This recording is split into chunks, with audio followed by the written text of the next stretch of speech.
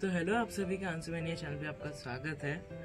तो मुझे पता है कि अभी बहुत टाइम का गैप हो चुका है चैनल पे और अब सबसे मैं बहुत दिनों बाद मिल रहा हूँ, लगभग 2 साल बाद। और 2 साल पहले जो मैंने आखिरी वीडियो डाली थी उसमें मैंने बोला था कि आप सबके साथ लगातार मिलता रहूँगा, उसके लिए सॉरी।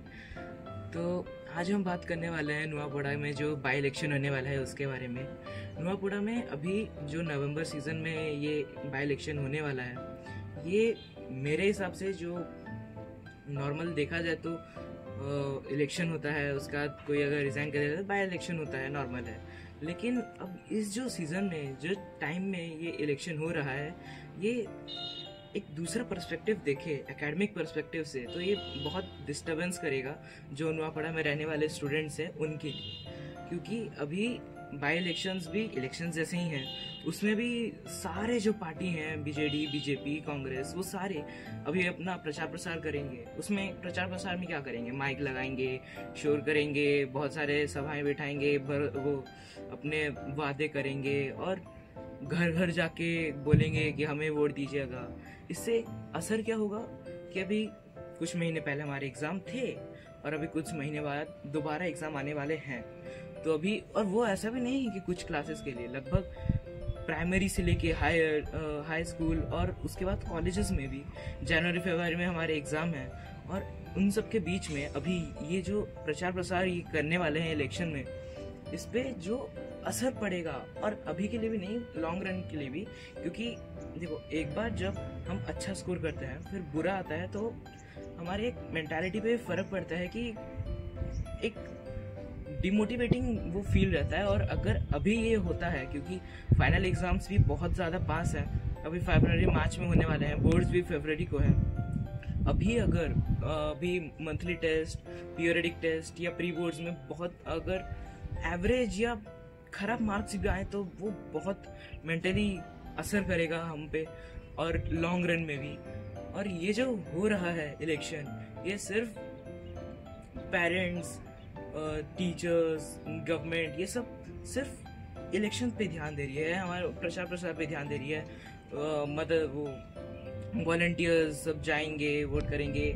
ये सब जो होता है वो नॉर्मली होता है इलेक्शन टाइम, जब कोई प्रेशर नहीं होता है, क्योंकि एग्ज़ाम दूर में रहते हैं, छुट्टियां होती हैं। और स्पेशली जो वर्कर्स होते हैं, एम्प्लॉयज़ होते हैं, उनको स्पेशली इलेक्शन के लिए छुट्टियां दी जाती हैं। और उन कुछ गवर्नमेंट टीचर्स होते हैं जाके वॉलंटियरिंग का काम करते हैं।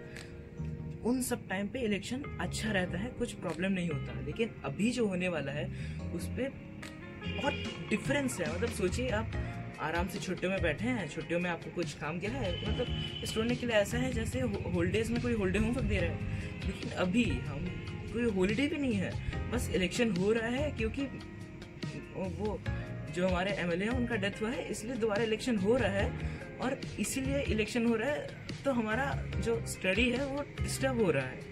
और इसके अलावा भी जो हाई स्कूल में तो अभी सारा अंडर 18 है, जो कॉलेजेस में है जो कि अभी 18+ होंगे, वो भी अभी वॉलंटियरिंग का काम करेंगे, उनको प्रचार प्रसार के लिए पैसे भी मिलेंगे, इसलिए वो जाएंगे और अपनी पढ़ाई पे इतना ध्यान देंगे नहीं। इस पर उन पर भी बहुत असर पड़ेगा।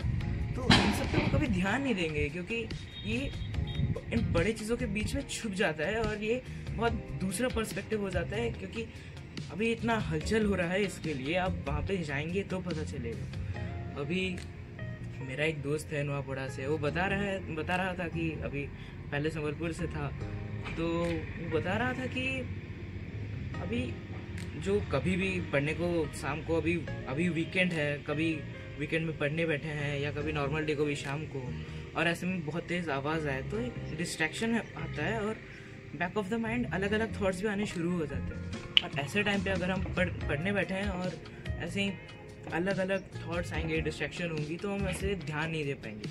और वैसे भी ये नवंबर, अक्टूबर, दिसंबर, ये टाइम होता है रिवीजन के लिए, सिलेबस कंप्लीशन के लिए। और इन सब के बीच में अगर ऐसी चीज़ें आएँ तो हम सबको इसके ऊपर ध्यान देना चाहिए।